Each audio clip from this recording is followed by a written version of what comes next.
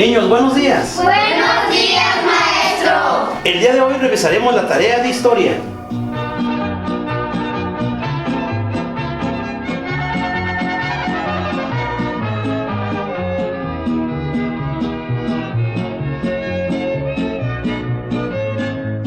A ver, niños, en San Pedro de las Colonias, como es de sobra sabido, han ocurrido acontecimientos de suma importancia. A ver tú, niña María, dinos uno de esos hechos que ocurrieron en San Pedro. En este pueblo vivió don Francisco I. Madero y aquí inició su carrera política en pos de la democracia. Aquí concibió, escribió y publicó su libro La sucesión presidencial, que fue de gran importancia para el inicio de la Revolución Mexicana. En San Pedro también hubo una gran batalla en abril de 1914. Esa batalla, que fue considerada por muchos expertos como militar y estratégicamente más importante que la batalla de Torreón y otros combates que quizás fueron más publicitados, pero que realmente no tuvieron la relevancia estratégica que la batalla de San Pedro, en la cual las tropas de la gloriosa División del Norte del Ejército Constitucionalista se enfrentaron contra 13 ejércitos del gobierno federal huertista. Muy bien, niños. A ver, Julio César, explíquenme cómo ocurrió eso. En el libro de historia dice que después de que don Francisco I. Madero ganara su revolución contra don Porfirio Díaz, participó de nuevo en unas elecciones y fue electo presidente de la República, pero que a muchos señores y generales no les gustó su forma de gobernar, porque don Panchito quería gobernar de acuerdo a la ley, respetando los derechos de todos. Como don Francisco no quiso cumplirle a muchos sus caprichos y no quiso gobernar violando la ley, muchos de los que fueron sus aliados se rebelaron contra él, como Emiliano Zapata y un general llamado Pascual Orozco, que quería ser gobernador de Chihuahua, pero don Francisco nombró a un señor llamado Abraham González y por eso don Pascual se enojó y peleó contra Madero. Muy bien, niño Roberto. A ver tú, niña Octaviana, ¿después qué pasó? Después de estos, otros señores, que eran los soldados de don Porfirio Díaz, también se rebelaron contra don Panchito, y un señor general que se llamaba Bernardo Reyes y un sobrino de don Porfirio que se llamaba Félix Díaz se juntaron con otros amigos de don Porfirio y se levantaron en armas en la capital contra Madero. Don Francisco I. Madero entonces juntó a los cadetes del colegio militar y marchó rumbo al Palacio Nacional a defender a su gobierno. En esos ataques hirieron al jefe del ejército de Madero, en la capital, que se llamaba Lauro de Villar, y don Francisco le dio el mando al general Victoriano Huerta, quien lo traicionó. Gustavo, el hermano de don Panchito, descubrió que Victoriano Huerta estaba planeando junto con el embajador de Estados Unidos un complot. ¿Un qué? Sí, un complot. Un plan para quitar a don Francisco del gobierno. Ese complot lo descubrió don Gustavo Madero y se lo dijo a don Francisco, pero don Panchito era un hombre de buena fe y no creyó que Victoriano Huerta lo fuera a traicionar y confió en el general Huerta. Pero el general Huerta finalmente lo traicionó, mató a su hermano Gustavo y después mandó a que atraparan a don Francisco I. Madero y al vicepresidente Vicente Pino Suárez. Los tuvieron prisioneros en Palacio Nacional y la noche del 22 de febrero de 1913 Victoriano Huerta los mandó matar.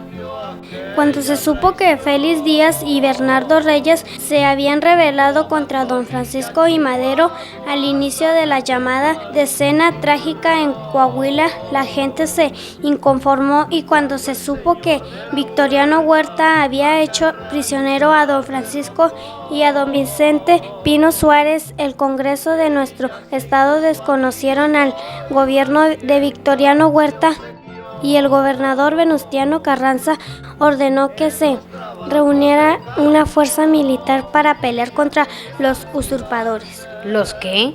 Sí, contra los usurpadores, los que despojan de manera legal a don Francisco de la presidencia de la República. Por eso, después de que asesinaron a don Francisco en Coahuila, la gente se rebeló contra el general Huerta. Así es. A ver, niña María, ¿qué pasó después? En los estados de Chihuahua y Sonora también se inconformaron contra Victoriano Huerta, y en San Pedro de las Colonias el 6 de marzo se dio el primer alzamiento en armado contra Victoriano Huerta, y ese primer levantamiento fue encabezado por el mayor Agustín Millán. Luego en la estación Monclova y Ciudad Frontera se reunieron los representantes de Coahuila, Chihuahua y Sonora para ponerse de acuerdo para luchar contra el gobierno de Victoriano Huerta.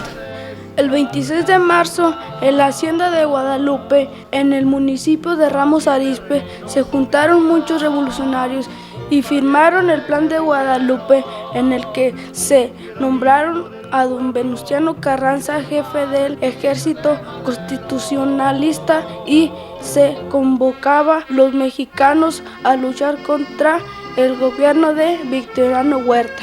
Miren, niños, la guerra no es buena, pelear no está bien, pero cuando se lucha por una causa justa y no queda otro camino, la gente tiene derecho a defender sus derechos. En todo ese año se dan muchas batallas en el sur del país. También Emiliano Zapata se inconformó y pelea contra Victoriano Huerta.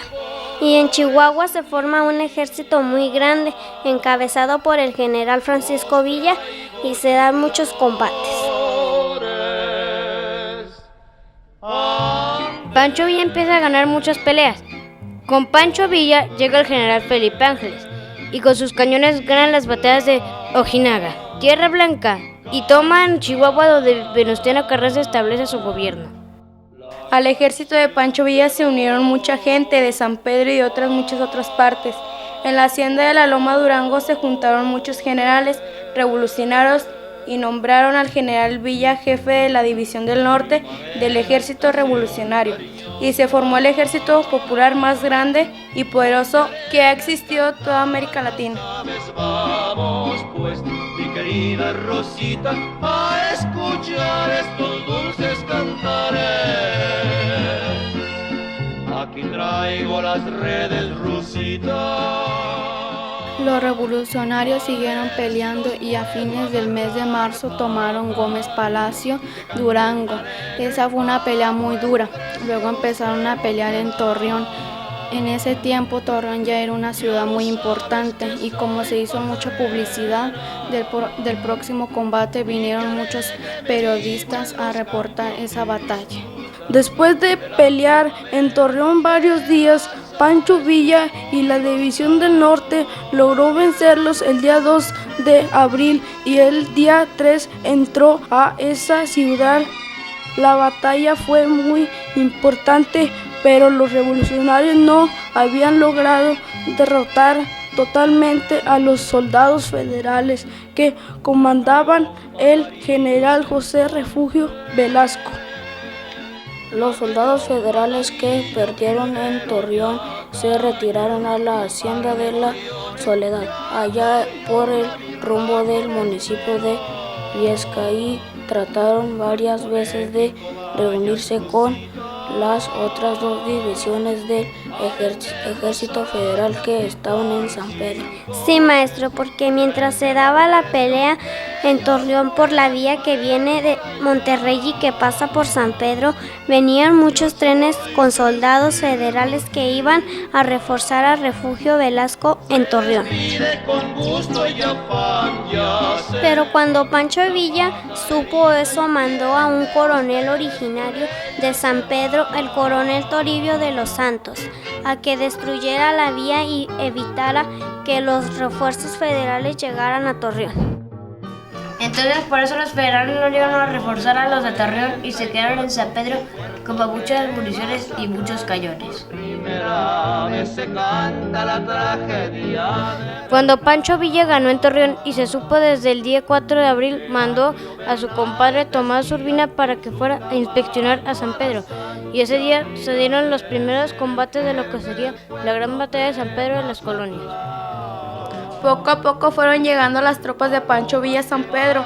Los combates se fueron haciendo más feroces, mucha gente murió en esas peleas. En la hacienda de Santa Elena, el día 7 de abril de 1914, hubo una gran batalla porque los soldados de la División de la Laguna, que estaban en el municipio de Viesca, quisieron juntarse con los que estaban en San Pedro, y hubo mucha balacera. Por cierto, maestro, dicen que los combates de la batalla de San Pedro de las Colonias se dieron en la Semana Santa de 1914 y que la noche del jueves 14 llegaron a San Pedro todas las tropas de la División del Norte con Felipe Ángeles y sus potentes cañones. En la gran batalla de San Pedro, dicen los libros que se pelearon más de 10,000 revolucionarios contra más de 10,000 soldados federales. Huartites fue una gran batalla campal el viernes 10 de abril de 1914. Se generalizaron los combates y la artillería de Felipe Ángeles estuvo atacado todo el día y parecía que San Pedro iba a caer en manos de los revolucionarios, pero que se le acaba el parque al general Ángeles y se tuvo que retirar. Los cañonazos dicen que venían del lado del panteón y en esos días uno de esos cañonazos pegó contra una de las paredes de la casa de cantera de donde hoy está el museo. El sábado 11 de abril los combates siguieron muy fuertes, ninguno de los dos bandos se dejaba. En las tropas federales había como 16 generales y eran tropas muy bien entrenadas y equipadas. Por parte de los revolucionarios venía lo mejor de la División del Norte. Cientos de los soldados federales cayeron bajo la metralla de la artillería de Felipe Ángeles, quien estaba apostado por el rumbo del Panteón. Entre sus artilleros estaba el sanpetrino Raúl Gámez. Las tropas villistas fueron cerrando una media luna en torno al pueblo. Por el rumbo elegido, Carolina, al norte de la ciudad, Toribio de los Santos con mucho valor dirigía parte del ataque al centro. Las tropas de Tomás Urbina disparaban constantemente y la artillería de Felipe Ángeles, que estaba por el rumbo al Panteón, hacía estremecer el cielo con sus potentes cañonazos. Ese día se peleó hasta ya entrar la noche.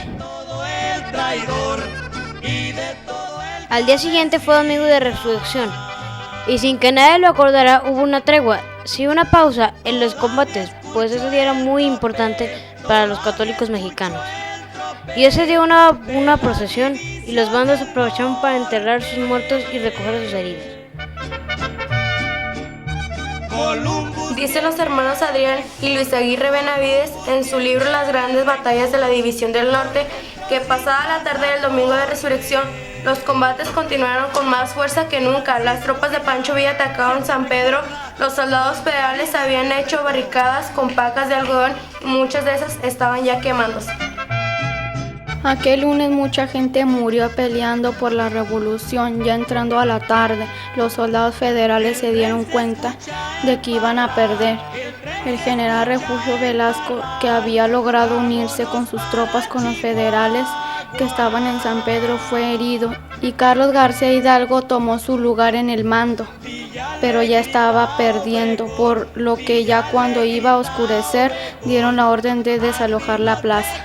Ese día dicen que la misma gente de San Pedro desde sus casas también ya le disparaban a los soldados federales antes de irse de San Pedro. Los federales huertistas empezaron a quemar las casas de la familia Madero. Quemaron la casa de don Francisco Gámez, que estaba frente a la plaza. También quemaron el hotel Las Amazonas y el mercado Benito Juárez. Hicieron muchos destrozos y salieron huyendo desordenadamente por la vía rumbo al rancho de Talía. La madrugada del 14 de abril de 1914, la División del Norte tomó San Pedro. Pancho Villa entró a San Pedro por la calle Real o Zaragoza, como hoy se llama. Con él entraron sus generales Felipe Ángeles, Tomás Urbina, Toribio Ortega, Rosalio Hernández, Rodolfo Fierro, Maclavio Herrera, Luis Herrera, José Isabel Robles, José Rodríguez Calisto Contreras, Miguel González, Federico Cervantes, y el entonces coronel Raúl Madero González. También llegó con Pancho Villa, mucha gente de San Pedro que peleó en la batalla, como Petra Herrera, el general sanpetrino Toribio de los Santos, Raúl Gámez, Salomé Hernández Borrego, Luis Fernández García, Daniel Gómez, Elías de los Santos, Casiano Soto Ramírez, general Julio Aviña, el general Catarino Benavides y muchos otros más, cuyos nombres no quedaron registrados en los archivos de esa historia. Año de 1900. Después de la toma de San Pedro, el ejército huertista ya no se pudo recuperarse. Dicen que ahí murieron más de 5,000 gentes de ambos ejércitos. Fue una batalla muy sangrienta. Sí, niños, la batalla de San Pedro fue muy importante, porque aquí nuestra gente luchó al lado de Pancho Villa y se logró derrotar al mejor de los ejércitos, el ejército federal. A ver, niña María, léenos lo que dice el parte del general Francisco Villa.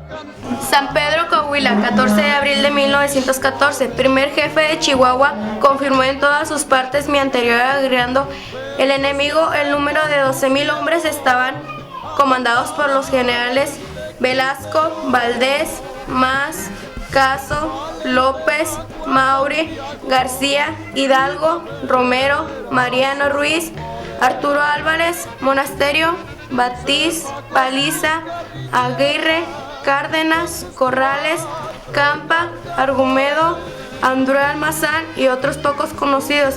En su precipitada fuga abandonaron trenes con mucho material rodante, 11 cañones lo más inutilizados, varios de cientos de granadas útiles, carros con municiones, ambulancias y muchos heridos. Antes de salir forzando a las familias para que abandonaran la plaza. Después incendiaron el mercado, el Hotel México y el almacén, las Amazonas y todas las propiedades del señor Madero.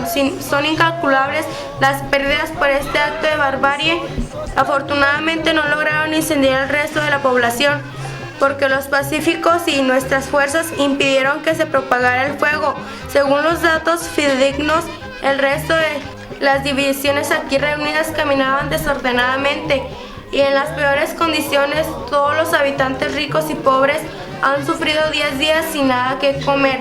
Me propongo remediar este mal. No puedo precisar todavía el número de bajas hechas al enemigo, pero puedo asegurar que pasan de 3,500 muertos, heridos, prisioneros y dispersos. Por nuestra parte, 650 heridos, prisioneros y dispersos, no contándose ningún jefe mayor de coronel.